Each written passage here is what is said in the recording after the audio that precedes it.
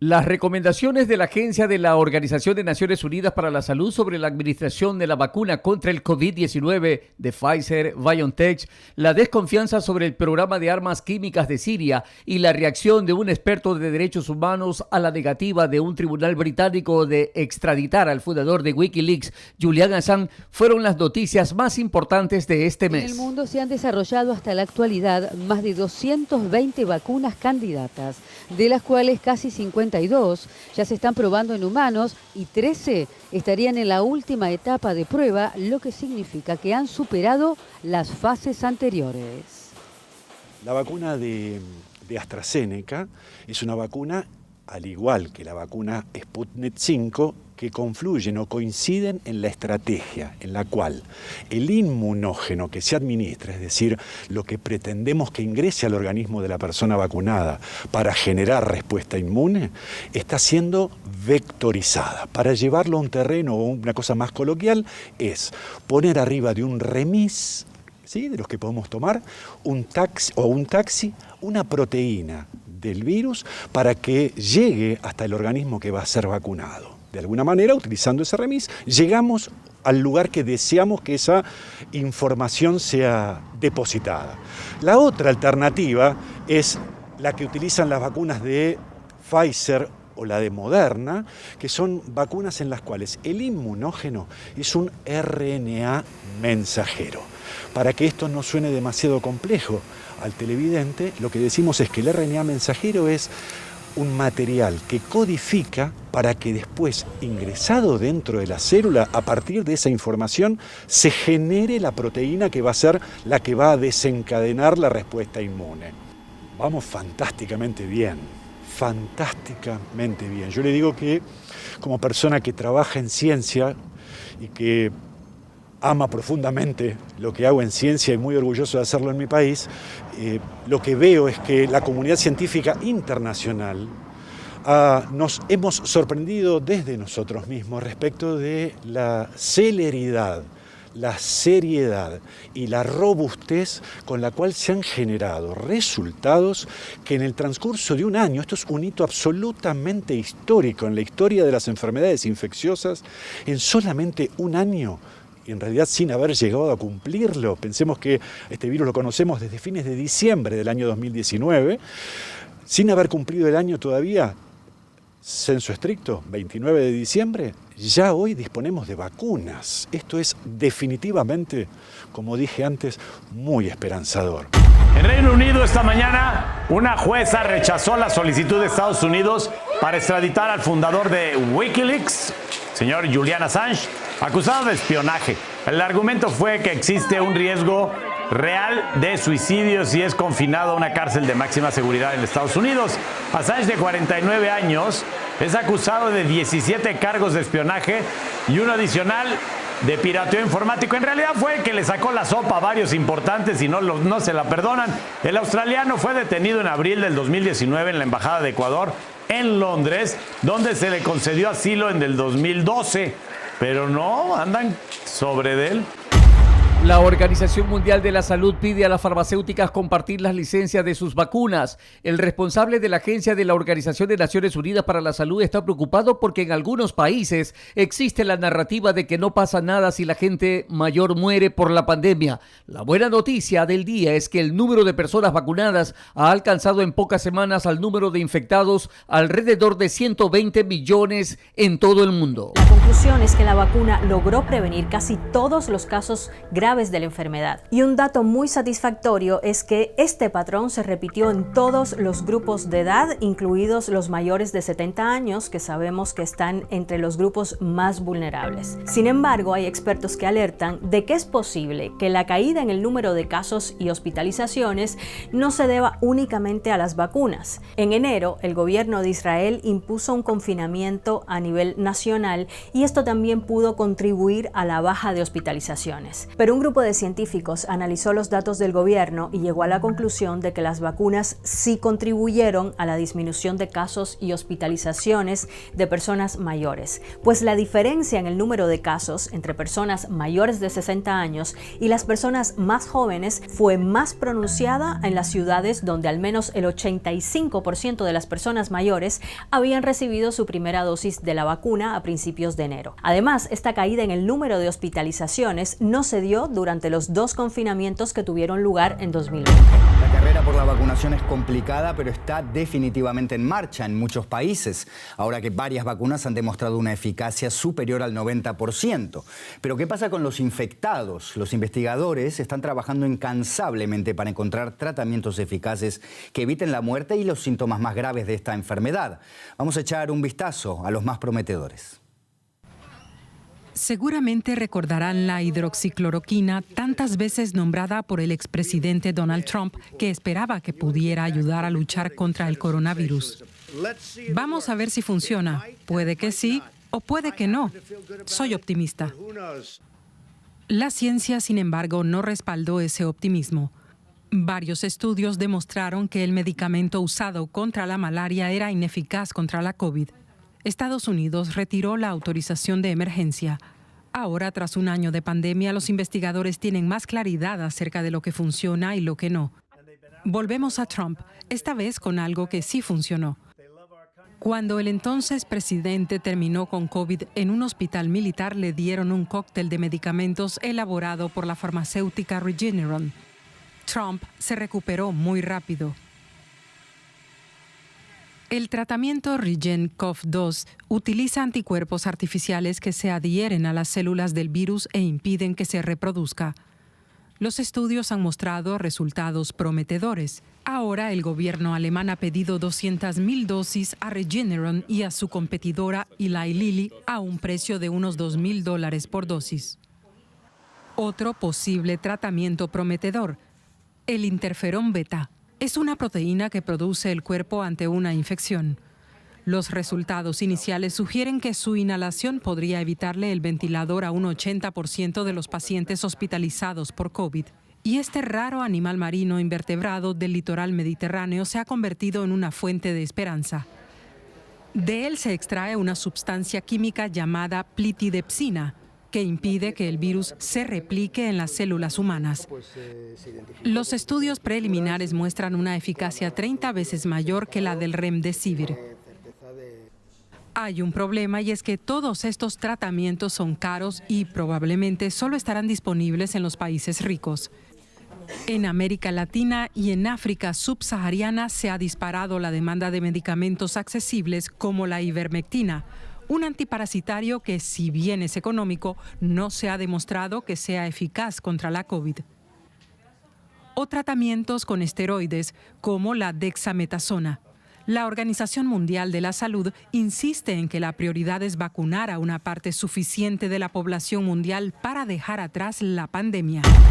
La UNESCO alerta que los cierres escolares por el coronavirus provocarán un aumento de 100 millones de niños sin las competencias básicas de lectura. 5 agencias de la ONU piden priorizar la vacunación del COVID-19 al personal aéreo y naviero. ACNUR vuelve a acceder a los campos de refugiados en Tigray, Etiopía, y el Programa Mundial de Alimentos advierte que la sequía aumenta el hambre en Angola. Los niños de Latinoamérica y el Caribe han sido los más afectados por los cierres de escuelas vinculados a la pandemia del coronavirus. Mientras a escala mundial las aulas han estado cerradas en promedio unos 95 días, es decir, la mitad del calendario lectivo, en la región los centros educativos han permanecido completamente clausurados un promedio de 158 días entre marzo de 2020 y febrero de 2021. Es decir, que 3 de cada 5 alumnos de la región han perdido todo un año escolar, según advierte un nuevo informe de UNICEF. Ruth Custode es especialista de educación de la Oficina Regional de UNICEF para América Latina y el Caribe. Si el promedio del calendario escolar es de 190, estamos hablando de que el 83% de ese calendario escolar se perdió en clases presenciales. Sistemas educativos vulnerables con bajos presupuestos y muchos centros sin condiciones básicas de higiene como agua corriente hacen parte de las causas que han impedido a los gobiernos acelerar el proceso para reabrir los centros educativos pensando en cómo garantizar la seguridad de alumnos y profesores. En su informe, esta agencia de la ONU vuelve a pedir a las autoridades que den prioridad a la reapertura de las escuelas siempre que la situación sanitaria lo permita. El informe lamenta que las deficiencias de los sistemas alimentarios amenazan la vida y los medios de subsistencia de millones de personas, entre ellos muchos niños. Sabemos que con la COVID-19 y la recesión económica, además del tema de las desigualdades, básicamente resultan en que la desnutrición persista en todas sus formas. Como UNICEF, sabemos que los niños están pagando el precio más alto. De los 768 millones de personas desnutridas, el 21% vive en África, más del doble que en cualquier otra región. En África el ritmo realmente se está acelerando. Recuerden que 2020 no es solamente el año de la COVID-19. Eso todavía está sucediendo. No sabemos cuándo va a terminar. Así que realmente me preocupa lo que vamos a ver el próximo año, porque África es donde ya vemos los aumentos más drásticos, ¿verdad? Así que esta es realmente una alerta importante para todos nosotros. Este agravamiento del hambre en el mundo sugiere que es necesario un enorme esfuerzo para que el mundo cumpla su promesa de acabar con el hambre para 2030. Todos los países del mundo se comprometieron a erradicar el hambre y todas las formas de malnutrición para 2030, y lo que este informe dice hoy es que no vamos por buen camino. Después de disminuir durante varias décadas, la inseguridad alimentaria ha ido en aumento desde mediados de la década de 2010. Vinculados esencialmente a conflictos, el cambio climático y los problemas económicos. Y todo esto fue exacerbado por la situación de la pandemia. Brasil, Colombia, Venezuela, Perú y áreas de Bolivia sufren un fuerte aumento de casos de COVID-19. El aumento de las infecciones en toda la región, que sumaron a más de 1.3 millones de nuevos casos durante la última semana y casi 36.000 fallecidos a consecuencia del virus, como alarmante pero no sorprendente, afirma la agencia de la Organización de Naciones Unidas para la Salud en las Américas. El gobierno de Brasil informó que el país registró este domingo 31.359 casos de COVID-19 en las últimas 24 horas, por lo que el total de casos asciende a 12.984.956 desde el inicio de la pandemia.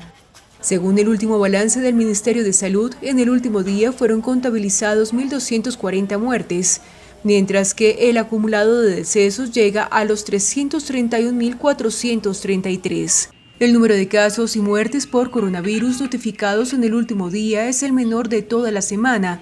No obstante, las autoridades han reiterado que las cifras suelen ser más bajas los fines de semana debido a la falta de personal para registrar los datos. La media de infecciones diarias en los últimos 7 días cayó hasta los 64.324, tras haber alcanzado un pico de 77.000 a finales del mes de marzo.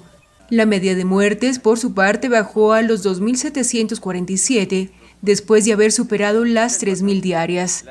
De acuerdo con el boletín, la tasa de mortalidad es de 157,7 por cada 100.000 habitantes, mientras que la incidencia se sitúa en 6.179 por cada 100.000 habitantes. Sí, en Colombia suceden estas circunstancias.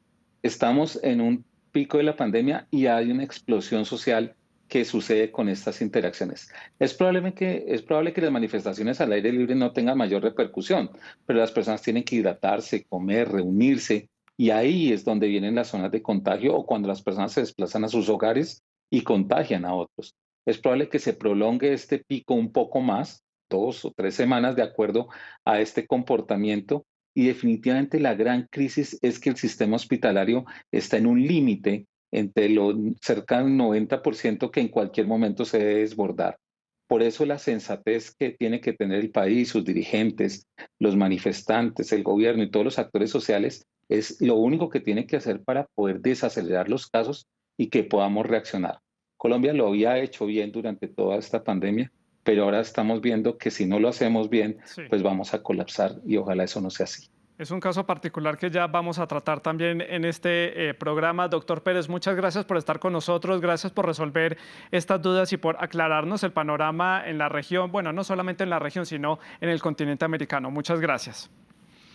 Pues ya lo decíamos, Colombia sigue sin tocar el techo de este rebrote de COVID-19. Le hemos venido haciendo el seguimiento a la situación de este país porque no tiende a mejorar. El avance de la pandemia se suma entonces también las condiciones de la crisis social que coinciden con un aumento exponencial de los casos, un sistema hospitalario al borde del colapso, como lo decíamos, que ya es superior al 84% de la ocupación de las UCIs a nivel nacional. El número de víctimas por COVID-19 superó la cifra de las 80.000 personas y cada vez son más los pacientes jóvenes que se contagian y que deben recibir asistencia en los cuidados intensivos. Las cifras reales de muertos por COVID-19 pueden ser hasta 3 veces mayores que las oficiales, estiman la Organización Mundial de la Salud. En Gaza, tras las primeras horas del alto al fuego entre israelíes y palestinos, la prioridad era hacer llegar suministros médicos y evacuar a los heridos. La ONU pidió también al gobierno de Nicaragua que respete la libertad de expresión tras el allanamiento de Confidencial. El impacto de la devastadora segunda ola de la pandemia en la India golpea gravemente a los sanitarios, afectados por una presión física y mental en hospitales desbordados, a lo que se suma la muerte por coronavirus de algunos de ellos. Este martes la India superó los 25 millones de casos de coronavirus desde el inicio de la pandemia, a pesar del declive de los contagios experimentados en los últimos días, la misma jornada en que registró un nuevo récord de 4.329 fallecidos. En total, más de 280.000 personas han muerto en el país asiático por la COVID-19. La falta de oxígeno ha llevado al gobierno indio a acelerar la producción local y solicitar incluso ayuda internacional. Pero mientras los centros y su personal lidian con la escasez de materiales y el colapso hospitalario, varios síntomas van debilitando de manera silenciosa a los sanitarios. Ante esta situación, la bautizada como la mayor campaña de vacunación del mundo es vista aún como la principal salida a esta crisis sanitaria. El número de inoculaciones asciende ya a 184 millones, aunque el ritmo continúa siendo menor del esperado, y poco más del 3% de la población ha recibido las 2 dosis de la vacuna contra la COVID-19. Sin bombas, disparos ni sirenas, así de tranquilo despertó Gaza tras el anuncio del cese al fuego en el conflicto entre Israel y Palestina. Es el final de la guerra, volveremos a casa, esperamos que se mantenga la calma y no tengamos que volver a bajar al refugio.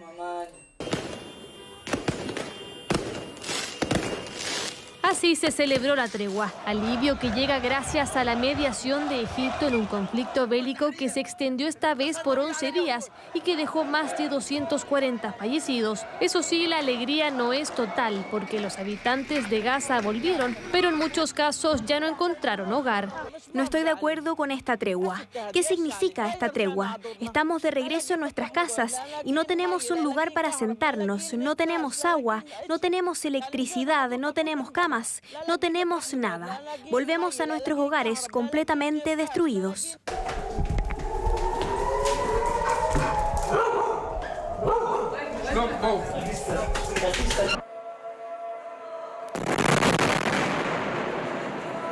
Tengo sentimientos encontrados. Estoy feliz de que haya terminado, pero por otro lado estoy seguro de que habrá otra escalada y tenemos miedo de tener que bajar allí de nuevo y esperamos lo mejor. Israel y Palestina tendrán la responsabilidad de entablar un diálogo serio para abordar y solucionar el conflicto que atemoriza por años al Medio Oriente. Incluso el Reino Unido habló de un compromiso en apoyo al diálogo entre ambas partes.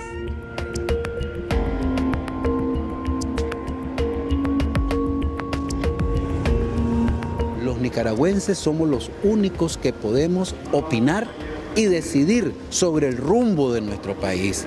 No es posible que terceros países, terceros estados, organismos internacionales distintos de los nicaragüenses quieran venir a imponer sus decisiones dentro de un país libre, soberano y democrático como es el Estado nicaragüense.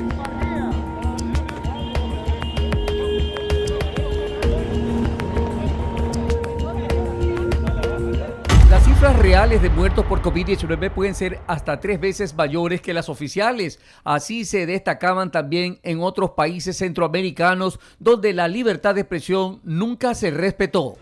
Mientras tanto, en la India, el número real de muertes por coronavirus podría ser mayor a 4 millones. Esta cifra es 10 veces mayor a las reconocidas oficialmente por su gobierno. Encontró cientos de defunciones en la capital mexicana que demostrarían que el número de víctimas es 3 veces más grande que la cifra oficial. En nuestra lectura de los hallazgos... Alejandra Barriguete forma parte de los investigadores que analizaron las actas archivadas en 7 juzgados capitalinos y asegura que entre el 18 de marzo y el 12 de mayo se emitieron 4.577 certificados de defunción relacionados con esta causa. En 3.209 de estas actas, la causa era sospechosa de COVID-19. En 323, el COVID era confirmado. Y en aproximadamente 1.000 más, en la causa de muerte se mencionaban las palabras o términos COVID, coronavirus. Para ese mismo periodo, indica el analista, los números oficiales confirmaron solo 937 muertes relacionadas con dicha enfermedad y 123 casos sospechosos. El número de muertes por COVID-19 en el mundo aumentó un 21% la semana anterior. La OPS confirmó que Venezuela recibió las vacunas chinas Sinovac y Sinopharm a través de COVAX. Además, la Organización Panamericana de la Salud alertó de que la región se enfrentaba a una avalancha de problemas de salud si no se restablecían los servicios de vacunación rutinaria. Pues se inició la vacunación con prioridad en el personal de la salud. Además, Venezuela tiene reservadas entre 1,4 y 2,4 millones de vacunas de AstraZeneca por medio del mecanismo COVAX de la Organización Mundial de la Salud. Sin embargo, estas últimas no han podido llegar por deudas con la institución, en medio de sanciones financieras impuestas por Estados Unidos contra el país sudamericano para tratar de forzar la salida del poder de Maduro. No fue buena idea. Siempre es bueno poner el sonido. Cientos de venezolanos acudieron esta semana a los puntos de vacunación establecidos por el gobierno a la espera de ser vacunados. Un sistema que con el paso de los días se convirtió en desorden y en el que también influyó la suerte. Las colas se pierden de vista en muchos de los lugares adaptados para la inmunización, donde llueven las quejas por las horas de espera, debido a que muchos acuden sin cita por el apremio de ser vacunados, como Jesús Omar Carrero, de 50 años, que esperaba para vacunarse pese a no haber sido convocado. Malísimo, mal, vamos a atacar mal. Aquí personas de las 3 de la mañana a las 4 de la mañana. Aquí hay personas, hay como 500 personas que tenemos que tener la patria. Salimos hoy y no nos ha atendido a ninguno. Y eso es pura mentira. La situación se refleja en el centro de vacunación más grande del país, instalado en el Hotel Alba Caracas, con aproximadamente 40 pequeños cubículos divididos por cortinas. Aquí, dentro del hotel, todo parece ser más ordenado. Bajo las suntuosas lámparas en los pequeños cubículos, las personas, casi en automático, sostienen las mangas de sus camisas para dejar que la aguja entre. Dicha impresión la tuvo la señora Hilda, quien desde su silla de ruedas comentó que el proceso, sin ser perfecto, le pareció bueno. Bueno, me pareció buena, con orden, no estricto, pero sí me pareció buena. Y muy amables todos los que nos atendieron, los militares, las personas que no sean militares nos indicaban, nos trataban de ayudar. Todo esto en medio de una virulenta segunda ola que hasta este viernes acumulaba 239.252 casos en Venezuela. Los países de ingresos medios también requieren apoyos de alivio de deuda para recuperarse de la crisis del COVID-19, dijo el canciller mexicano, subrayando que esas economías representan el 75% de la población mundial. México también llama a respetar los derechos de los migrantes y se pronuncia contra la xenofobia y la discriminación. Porque ya hice mucho esfuerzo. 3 veces y la regresaron. Y me regresan. No la quiere que la regresen más. Ya no quiero que me regresen más, por favor. Glendy es un mar de lágrimas. Carga a su hija de 8 años. Hace 4 meses salió de Guatemala.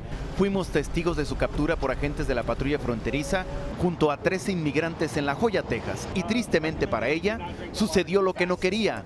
La agarraron. Soy madre soltera, solo quiero darle lo mejor a mi hija. Ayúdeme, por favor. Roxon estalló en llanto al ver a los patrulleros fronterizos. Salió de Honduras con su esposa Teddy y 2 hijos por miedo al crimen. Pasaron 2 días escondidos sin comer en el cerro con su hijo menor de 9 años para no ser capturados. Está frustrado porque apenas llega a migración uno lo regresa. Yo necesito hablar con alguien, yo necesito que alguien pelee un caso o algo porque mi familia corre riesgo. Entramos hace 15 días y nos devolvieron ahí a México. Como pudimos, volvimos a luchar y entramos y nos volvieron Hasta antes de la pandemia, Chantal tenía una vida sin lujos, pero con lo necesario para satisfacer las necesidades básicas de su familia. La COVID-19 llegó para transformar su entorno. Quedó viuda como consecuencia de la enfermedad y embarazada de su tercer hijo. La situación se volvió cuesta arriba para ella. Después no encontraba yo trabajo y estaba embarazada. Tuve que esperarme 3 meses más o 4 en lo que nacía la niña, en lo que me establecía. Me puse a vender postres para salir. Limpiaba casas también. Las preocupaciones no terminan a pesar de haber encontrado un trabajo. Debe dejar a sus hijos solos en casa y sin supervisión.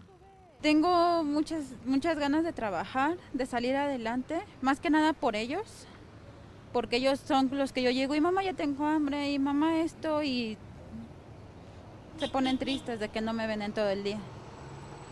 Historias como esta se multiplican por millones tras 1 año y medio de contingencia epidemiológica. Es imperativo que la juventud se integre plenamente a los trabajos que buscan combatir los grandes problemas que aquejan al mundo, como la desigualdad en materia de seguridad alimentaria, señaló así el titular de la Organización de Naciones Unidas en la jornada internacional dedicada a ese segmento de la población. La escuela pública número 79 en East Harlem, Nueva York, regresó a impartir clases de manera virtual para sus casi 250 estudiantes, luego de que se detectaran 19 casos de coronavirus entre el personal de este plantel escolar. Padres neoyorquinos como Jimena Gaguantela dicen estar entre la espada y la pared. Sí me preocupa demasiado, entonces no sé qué medidas vaya a tomar ahora el Departamento de Educación. En otra también, no es justo que los muchachos también en casa casi no aprenden mucho. Luego de recibir presión por el sindicato de maestros de la ciudad de Nueva York, el alcalde Bill de Blasio anunció que a partir del 27 de septiembre, las escuelas públicas primarias, intermediarias y secundarias realizarán pruebas del COVID-19 aleatorias semanalmente en vez de cada 15 días. Una plataforma que agrupa 200 organizaciones, entre ellas varias agencias de la Organización de Naciones Unidas, publicó una encuesta en la que se midió el impacto de la COVID-19 ha tenido sobre los casi 6 millones de venezolanos que se vieron forzados a dejar su país. Los datos revelaron que 3/4 de quienes perdieron su hogar durante la pandemia empezaron a vivir en la calle, de las que el 80% eran mujeres.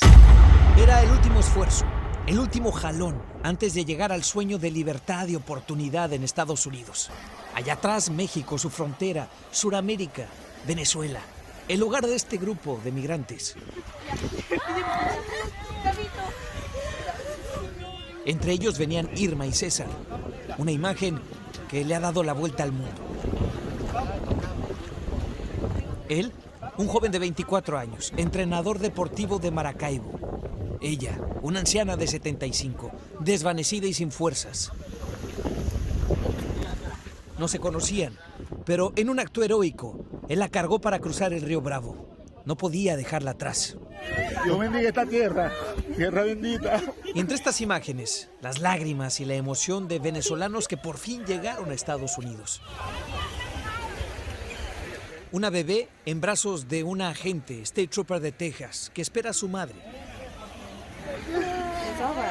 Su madre, que llega más tarde por ella. Un grupo que escapa de la pobreza y la crisis en su país bajo el régimen de Nicolás Maduro, aunque tengan que cruzar más de 2.000 millas de distancia para llegar hasta aquí. El comienzo de la pandemia de COVID-19 en abril del 2020 provocó que más de 45.000 niños detenidos fueran puestos en libertad. El Comité de la Organización de Naciones Unidas para la Eliminación de la Discriminación contra la Mujer publicó su examen en Ecuador. Una propuesta legislativa fue aprobada para cesar la violencia política en contra de las mujeres, un ataque hacia un asambleísta. Motivó el debate, veamos. La asambleísta Mónica Palacios llegó a la política para fiscalizar. Ha sido una de las voces más firmes que vincula al presidente Guillermo Lasso con los papeles de Pandora. ¿Cuál es el entramado de empresas offshore del presidente Guillermo Lasso? Sus hallazgos los publicó en redes sociales. Sin embargo, hace pocos días no recibió precisamente cuestionamientos por su trabajo investigativo, sino ataques misóginos por el hecho de ser mujer. El legislador Diego Ordóñez la insultó en Twitter. Lo que se hace en este momento es tratar de denigrar a la persona que está haciendo en este caso una denuncia como yo de Pandora Papers, especialmente a nosotras las mujeres que tenemos una voz en la política y que realmente queremos trabajar por un cambio. Entonces se nos empieza a cosificar y también pues se ataca la ética y la moral. Este hecho, sumado a otros ataques a legisladoras, motivó la aprobación de un proyecto de resolución para cesar la violencia política, rechazar el acoso e instar al presidente a elaborar un protocolo que prevenga, sancione y erradique la violencia.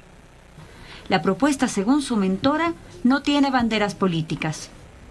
Seguimos teniendo esa percepción de que a las mujeres y a los hombres se les juzga de diferente manera, se da por hecho de que los hombres legisladores tienen mayores capacidades y que las mujeres tenemos menos, cuando no es así y cuando lo hemos demostrado. Vemos que además en esta asamblea, en esta legislatura, de las 15 comisiones permanentes que tiene la asamblea, tan solo 3 están lideradas por mujeres.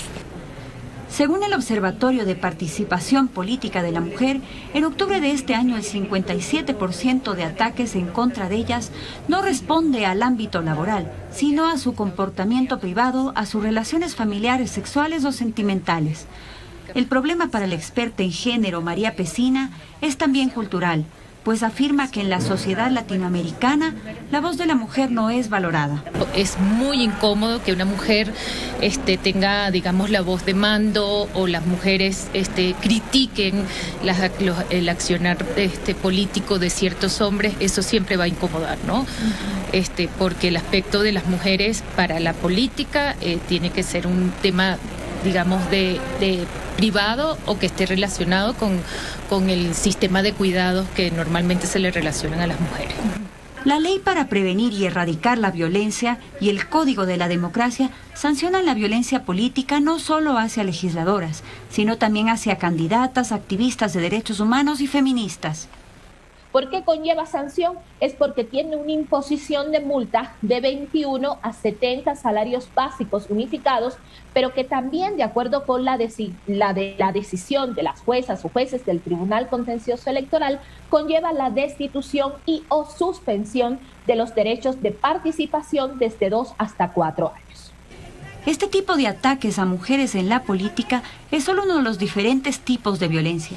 Según datos del Instituto Nacional de Estadísticas y Censos, el 64,9% de mujeres en Ecuador además han sufrido violencia psicológica, física y sexual. Más del 90% no denuncian estos hechos. La Agencia Sanitaria de la Organización de Naciones Unidas pide a todos los países que aumenten la vigilancia, las pruebas y la secuenciación, y recuerda que las pruebas de diagnósticos existentes, tanto la PCR como las pruebas rápidas basadas en antígenos, funcionan, aunque los datos más recientes de Sudáfrica sugieren un mayor riesgo de reinfección con Omicron. Todavía se necesitan más datos para sacar conclusiones definitivas. Esta fábrica de impresión de botellas en Johannesburgo es una de las muchas empresas que han caído tras el descubrimiento de Omicron en la economía más desarrollada de África. La rápida propagación de la variante ha provocado la proliferación de infecciones y el absentismo laboral. La nueva variante Omicron nos está afectando bastante. Actualmente tenemos 12 personas de baja. Los síntomas no son tan graves como los de la ola más grande, pero la gente debe tomarse 10 días de descanso, lo que afecta bastante a nuestra producción. Las prohibiciones iniciales de viajar y las advertencias del gobierno de respetar el distanciamiento social tras la aparición de Omicron supusieron una sacudida para los sectores turístico y hostelero de la economía. Pero ahora otras empresas como esta peluquería también están sintiendo el pellizco, ya que la posibilidad de otro duro cierre se cierne sobre el inicio del principal periodo vacacional de Sudáfrica. El coronavirus ha reducido nuestra facturación un 60%. Ahora nos preparamos para la temporada festiva comprando acciones adicionales. Otro confinamiento nos llevaría a la quiebra. El gobierno sudafricano está estudiando la idea de aplicar el primer mandato de vacunación de África.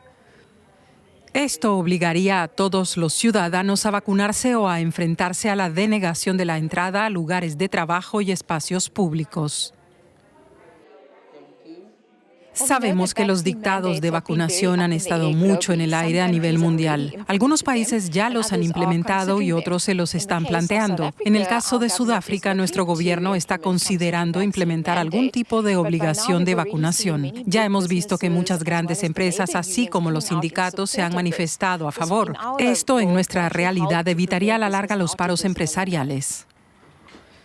Y para empresas como Bottle Printers, este imperativo no puede llegar lo suficientemente pronto. Estos episodios de paradas y arranques que hemos tenido se están convirtiendo en algo imposible de hacer en Sudáfrica. Realmente espero que se proponga un mandato para vacunar a todo el mundo para que podamos seguir con nuestras vidas. Y mientras Omicron amenaza una incipiente recuperación económica tras las anteriores olas de COVID, se espera que una vacunación obligatoria pueda amortiguar el golpe. 8:30 AM Radio, Huancavilca.